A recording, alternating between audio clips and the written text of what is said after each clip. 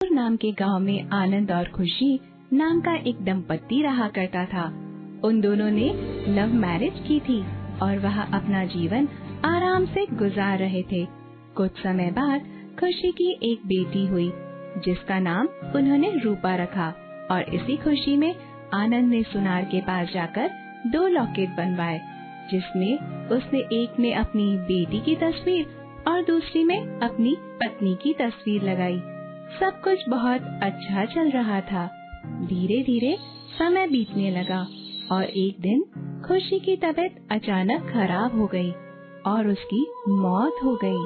खुशी की मौत के बाद आनंद अब बहुत दुखी रहने लगा। अब उसे यह चिंता सताने लगी कि उसकी बेटी की परवरिश कौन करेगा। एक दिन आनंद बैठा हुआ था, तभी वहाँ पर उसकी बेटी रूपा आई और उसने अपने पिता से कहा, पिताजी, माँ तो गुजर गई है, पर उनके गले में जो लॉकेट था, क्या आप वो मुझे दे सकते हैं, जिससे मेरे पास मेरी माँ की निशानी बनी रहेगी। ठीक है बेटी, जैसा तुम कहो। और यह कहकर वह रूपा को खुशी खुशी लॉकेट दे देता है। अब आनंद को अपनी बेटी की परवरिश की चिंता सताने लगी, क्योंकि वह काम पर भी जाता था और उसे बेटी की देखभाल भी करनी पड़ती थी। वह दोनों काम एक साथ नहीं कर पा रहा था, इसलिए उसने अपने आप से कहा, मैं अपनी बेटी की कैसे अच्छी परवरिश करूं?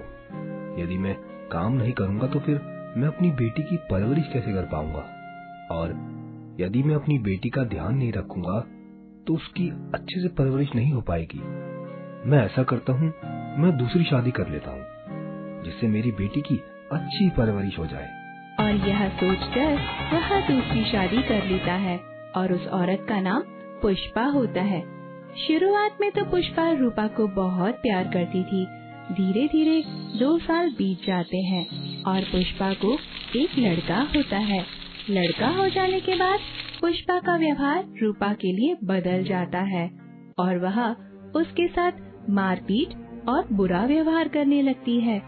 जब आनंद काम पर चला जाता तो पुष्पा रूपा से घर का काम करवाती, उससे अपने कपड़े धुलवाती और उसे सही से खाना भी नहीं दिया करती थी और कभी कभार तो वह उसे मारा भी करती थी। साथ ही पुष्पा ने रूपा को धमकी भी दे रखी थी कि यदि उसने अपने पिता से कुछ कहा तो वह उसके हाथ पैर तोड़ देगी और उसे घर से बाहर निकाल देगी। एक दिन की बात है, रूपा बर्तन धो रही होती है, तभी उसके हाथ से बर्तन टूटकर गिर जाता है, जिससे पुष्पा काफी गुस्सा हो जाती है और वह रूपा को बुरी तरह पीटने लगती है। वहीं आज आनंद की जल्दी छुट्टी हो गई और जब वह घर आता है तो देखता है कि उसकी पत्नी पुष्पा रूपा को बुरी तरह से पीट रही होती है। यह देखकर आनंद पुष्पा पर बहुत गुस्सा हो जाता है। तुम्हारी हिम्मत कैसे हुई मेरी बेटी को मारने की? मैंने तुमसे इसलिए शादी नहीं की थी कि तुम मेरी बेटी को मारो, बल्कि मैंने तुमसे इसलिए शादी की थी कि तुम मेरी बेटी की अच्छे से परवरिश करोगी।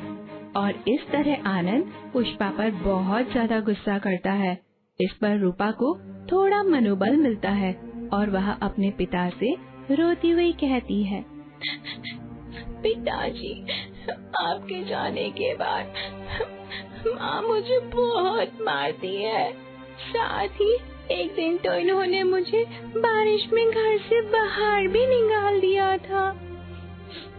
मुझसे पूरे घर का काम करवाती है पिताजी, और आपके पीछे से ये मुझसे हाथ पैर भी दबाती है और मुझे कुछ भी खाने के लिए नहीं देती है पिताजी। माँ मुझे आपके पीछे से बहुत मारती है पिताजी। आखिर तुम कैसी माँ हो, जबकि तुम एक बच्चे की माँ बन चुकी हो, तब भी तुम्हें यह नहीं पता कि बच्चों के साथ कैसा व्यवहार करना चाहिए।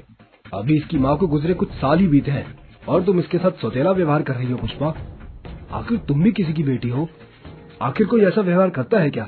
तुमने आज साबित कर दिया कि सौतेली सौतेली ही होती है। और यह कहकर आनंद अपनी बेटी को लेकर वहाँ से चला जाता है। आनंद के जाने के बाद पुष्पा अपने आप से कहती है, इस रूपा की बच्ची ने तो मेरा जीना हराम कर दिया है। ये तो मेरे गले की फांस बनकर रह गई है। अब मुझे इस रूपा का कुछ न कुछ करना ही होगा। और यह कहकर वह रूपा को एक गुंडे के पास 3 लाख रुपए में बेच देती है। अगले दिन जब रूपा स्कूल से लौट रही होती है, तभी रास्ते में वह गुंडा रूपा को मिल जाता है। वह रूपा से कहता है, अरे बेटा, तुम मेरे साथ चलो, मुझे तुम्हारी माँ ने भेजा है। आज मैं तुम्हें लेने नहीं आएगी क्योंकि उनकी तबीयत ठीक नहीं है। चलो, मैं तुम्हें घर छोड़ देता हूँ।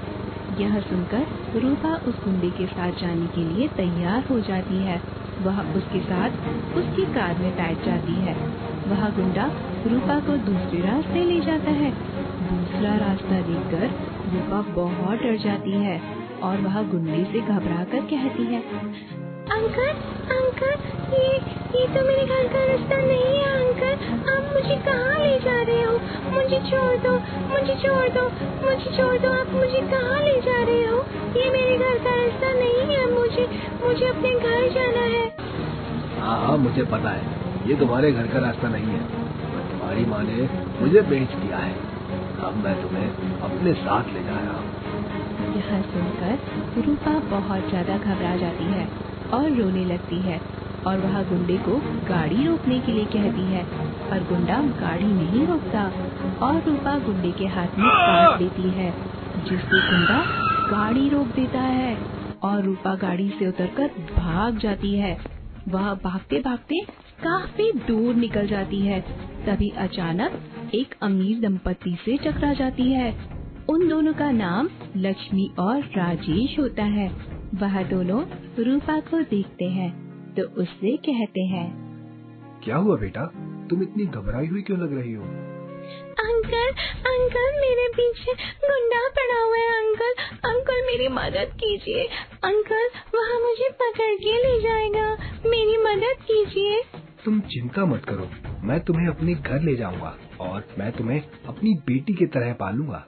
और यह कहकर दोनों रूपा को अपने घर ले आते हैं। वह दोनों बहुत ज्यादा अमीर होते हैं, पर उनकी कोई भी संतान नहीं होती, इसलिए उन्होंने रूपा को अपनी बेटी मान लिया था और उसकी अच्छे से परवरिश करने लगे। वहीं दूसरी तरफ गुंडा पुष्पा को फोन करता है और उससे कहता है, तुमने मुझे कैसी लड़की दी थी? वो तो भाग गई। तुम मुझे मेरे रुपए वापस कर दो। मुझे नहीं पता, मैं तेरे पैसे वापस नहीं करने वाली। मैंने तुझे लड़की दे दी थी। अब तुम चाहे कुछ भी करो, मैं एक फूटी कौड़ी नहीं देने वाली हूँ। नहीं, मुझे मेरे रुपए वापस चाहिए। मैंने कहा ना, मैं तुम्हें 1 रुपया नहीं दूंगी। तुम फोन रखो और मुझे परेशान करना बंद करो। वैसे भी मैंने रूपा को तुम्हें बेच दिया है। अब मुझे तुमसे कोई मतलब नहीं है। तभी यह सब बातें आनंद सुन लेता है और आनंद पुष्पा से, ये तुमने क्या किया? तुमने मेरी बेटी को बेच दिया। तुम कैसी माँ हो? तुम्हारे अंदर दिल है या नहीं? तुम जालिम किस्म की औरत हो। अब तुम मेरी बेटी को उस गुंडे से वापस लाओ। मुझे मेरी बेटी वापस चाहिए, किसी भी हालत में। यह सुनकर पुष्पा जोर जोर से रोने लगती है।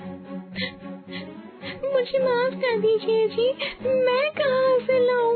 मैंने तो उसे एक गुंडे के पास बेच दिया था और वह गुंडे के पास से भाग गई है। मुझे माफ कर दीजिए, मुझे माफ कर दीजिए। नहीं, मैं तुम्हें माफ नहीं करूँगा। किसी वजह से आज मेरी बेटी लापता हो गई। और यह कहकर आनंद भी अपनी बेटी को ढूंढने के लिए निकल जाता है। वह अपनी बेटी को बाजार, रेलवे स्टेशन, गांव की गलियों में सब